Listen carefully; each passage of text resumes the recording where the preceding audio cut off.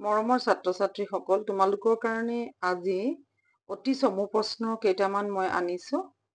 তোমালোকে এইকেইটা কৰিলে ইয়াৰ পৰাই তোমালোকৰ নিশ্চয় পৰিব। তোমালোকে এই গোটেই প্ৰশ্নকেইটা প্ৰথমৰ পৰা শেষলৈকে চাবা আৰু মই তোমালোকক প্ৰশ্ন শেষ হলে আৰু এটা দৰকাৰী কথা আছে, মই তোমালোকক জনাম। তোমালোকে চাই লোৱা প্ৰশ্নকেইটা। দেৱজিৎ ভূঞাই ৰচনা কৰা এখন অসমীয়া গ্ৰন্থৰ নাম লিখা। তোমালোকে জুবিন গাৰ্গ জিন্দাবাদ, জয় অসম বা শিশু হবৰ মন যায় এনেকে লিখিবা। সুকুমাৰ কলাৰ ভিতৰত কোনটো শিল্পক বেছি স্থায়ী শিল্প বোলা হৈছে? চিত্ৰশিল্পক। সকলোকে বান্ধি থোৱা এনাজৰীডাল কি আছিল? অসমীয়া ভাষা। কুঁৱলীয়ে প্ৰথমে কালৈ ইমেইল কৰিছিল? চেৰন। অৰুণিমা সিনহাৰ ঘৰ ক'ত? উত্তৰ প্ৰদেশত। অৰ্জুন ভঞ্জন নাটখন কোনে ৰচনা কৰিছিল? মাধৱদেৱে। কাৰ শাসনকালত আজান ফকীৰে সপ্তদশ শতিকাত অসমলৈ আহিছিল? গদাধৰ সিংহৰ শাসনকালত। মন্দিৰৰ অপেক্ষিত কি ফুলে প্ৰেম পৰিমল যচা বুলি কবিয়ে কৈছে? ৰবাব ফুলে। অসমৰ হেংদাং ক'ত জিলিকিছিল? দুপৰৰ পূৰ্ণ আলোকত। হৰেকৃষ্ণ ডেকাদেৱে 2010 চনত লাভ কৰা বঁটাটোৰ নাম কি? অসম উপত্যকা সাহিত্য বঁটা। ফ্ৰম ভলগা টু গংগা কাৰ ৰচনা? পণ্ডিত ৰাহুল সংকৃত্যায়ন। এজন সফল উদ্যোগী আৰু কৰ্মহীন নিবনুৱাৰ মাজত থকা ক্ষুদ্ৰ ব্যৱধান কি? এলাহ। প্ৰাচীন কালৰে পৰা অসম দেশ কিহৰ বাবে প্ৰসিদ্ধ আছিল? যাদুমন্ত্ৰ আৰু ঐতিহ্যজালিক বিদ্যাৰ বাবে। আগা শব্দৰ অৰ্থ কি? শ্ৰীযুত। ৰঘুনাথ চৌধুৰীৰ কবিতা পুথি দুখনৰ নাম লিখা। কেতেকী দহি কতৰা। সৈয়দ আব্দুল মালিকৰ এখন বিখ্যাত উপন্যাসৰ নাম লিখা। অঘৰী আত্মাৰ কাহিনী। নুজ দেহ শব্দটিৰ অৰ্থ কি? পূজা দেহ। মহাপুৰুষ মাধৱদেৱে তেওঁক মহাধন বুলি কি কৈছে? হৰি দুই চৰণক। আপুনি যদি দুখীয়া হৈ জন্মিছে সেয়া আপোনাৰ ভুল নহয়। কথাষাৰৰ বক্তা কোন? বিশ্ববিখ্যাত উদ্যোগী তথা মাইক্ৰছফ্টৰ প্ৰতিষ্ঠাতা বিল গেটছ। চামচে কাংৰীৰ উচ্চতা শিখৰৰ উচ্চতা কিমান? উচ্চতম শিখৰৰ 21,798 ফুট। 21,108 ফুটলৈ আৰোহণ কৰিছিল, কিন্তু উচ্চতা আছিলে 21,798 ফুট। কালীয় দমন ব্যাখ্যা কৰা পণ্ডিতজনা কোন? সৰ্বপল্লী ৰাধাকৃষ্ণন। চতুৰ্থ দশকত অসমলৈ অহা জনগোষ্ঠীটো কি আছিল? মৈমনসিং আৰু আদি পূৰ্ববংগৰ ঠাইৰ লোক। ডক্টৰ প্ৰণয় দত্তই কি বিষয়ত ডক্টৰেট ডিগ্ৰী লাভ কৰে? মহাজাগতিক ৰশ্মিৰ ৰেডিঅ' বিকিৰণ বিষয়ত। অভিযাত্ৰী মানে কি? দুৰ্গম পথেৰে যোৱা সাহসী লোক অৰ্থাৎ দুঃসাহসিক পৰ্যটক। কোকা কোম্পানী বিজ্ঞাপনটোত কোৱা কথাটো কি? Eat cricket, sleep cricket, dream cricket, drink cricket. Sir, এজন উদ্যোগী হবৰ বাবে শিক্ষাগত অৰ্হতা কেনেধৰণৰ হব লাগিব? কথাষাৰৰ বক্তা কোন? প্ৰীতম। ৱৰ্ল্ড ৱাইড ৱেব ধাৰণাৰ বীজ ক'ত অংকুৰিত হৈছিলে? 1989 চনত ছুইজাৰলেণ্ডৰ জেনেভাত। পদাৰ্থ কণিকাৰ তাত্ত্বিক আৰু ব্যৱহাৰিক গৱেষণা কেন্দ্ৰ চাৰ্নত ধাৰণাটোৰ বীজ অংকুৰিত হৈছিলে।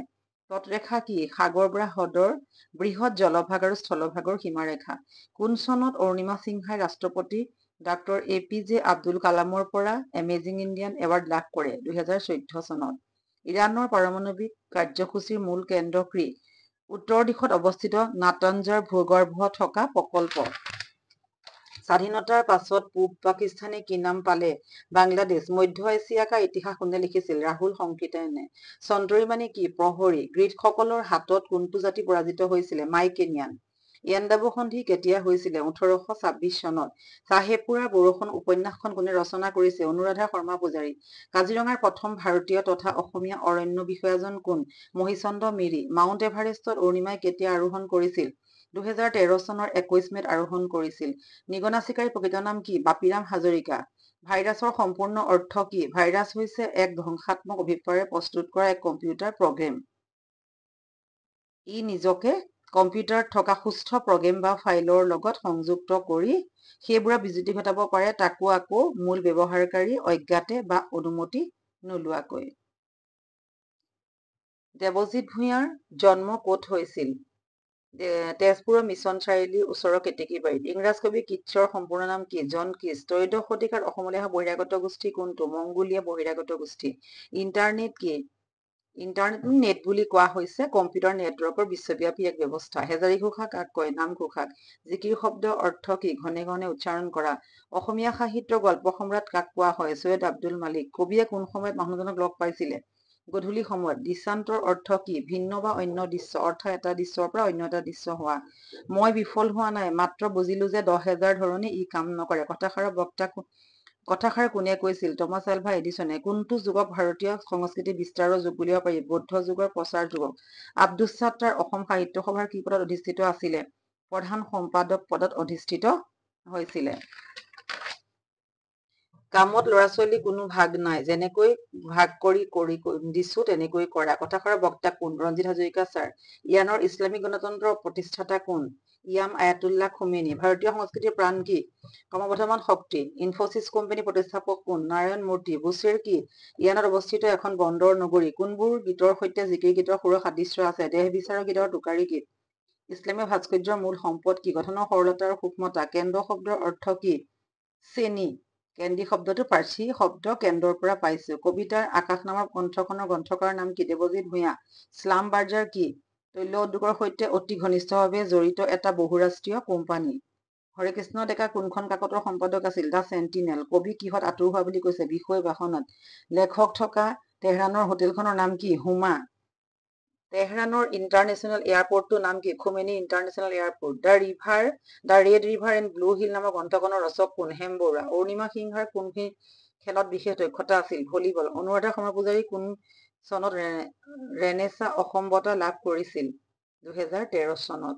মৰমৰ ছাত্ৰ ছাত্ৰীসকল, মই তোমালোকক এই গোটেই প্ৰশ্নখিনি আমাৰ যিমান টেষ্ট পৰীক্ষাত আমাৰ হৈ যোৱা 23-24 যিটো শিক্ষান্ত পৰীক্ষা হৈ গ'ল, তাত যিমানখিনি আমাৰ প্ৰি টেষ্টৰ পৰীক্ষা আছিলে আৰু এই গোটেইখিনি প্ৰশ্নৰ পৰা যিমানখিনি সৰু প্ৰশ্ন আছিলে, এই গোটেই 70টা প্ৰশ্ন তোমালোকৰ কাৰণে মই যুগুতাই দিছো। তোমালোকে 70টা দেখি পেলাই একো আচৰিত হ'ব নালাগে। তোমালোকে যদি 70টা প্ৰশ্ন পঢ়া, মোৰ বোধেৰে তোমালোকে পাৰাই। তথাপি দুই এটা যদি কিবা থাকে, সেইকেইটাও তোমালোকে কনফাৰ্ম কৰি ল'ব পাৰিবা। আৰু তোমালোকে 1 নম্বৰৰ ইয়াৰ পৰা আহিবই। আৰু তোমালোকে পঢ়ি গ'লে পাৰিবা, এবাৰ খালি চাই যাবা। ভাল লাগিলে লাইক কৰিবা, শ্বেয়াৰ কৰিবা, ছাবস্ক্ৰাইব কৰিবা। ধন্যবাদ।